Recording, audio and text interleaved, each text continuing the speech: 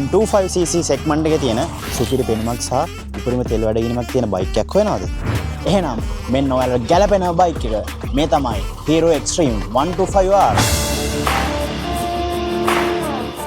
125cc bike එකක් වුණාට 150 160 වගේ බයික් වල තියෙන ස්පෝර්ටි and ඇග්‍රෙසිව් ලුක් එකක් මේ බයික් එකට තියෙනවා. එන්ජින් එක බැලුවොත් මේ බයික් එකට තියෙන්නේ 125cc air cooled එන්ජින් එකක්. ඉතින් 125cc බයික් එකක් වුණාට මේ බයික් එකෙන් ලොකු පිකප් එකක් ගන්න පුළුවන්.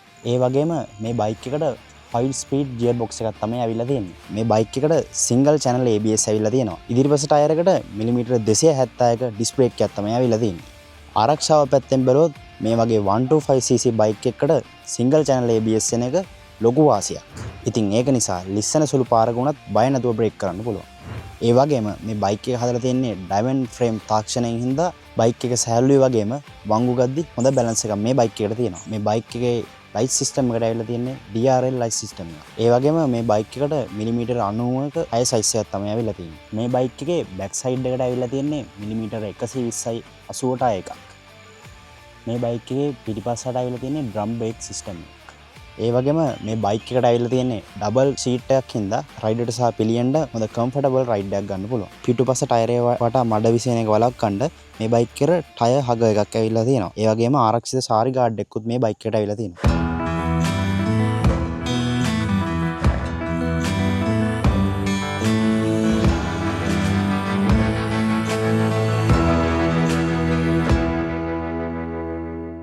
මේ බයික් එක තරමක් කොටම හද බයික් එකක් නිසා මේකට නෙක්ස්ට් ස්පෝර්ට්ස් ලුක් එකක් ඇවිල්ලා තියෙනවා. ඒ වගේම මේ බයික් එකේ තෙල් ටැංක් එකට උඩින් කාබන් ෆයිබර් ලේයර් එකක් තියෙන හින්දා මේ බයික් එකේ තෙල් ටැංක් එක වතුරෙන් ගොඩක් ආරක්ෂා කරලා දෙනවා.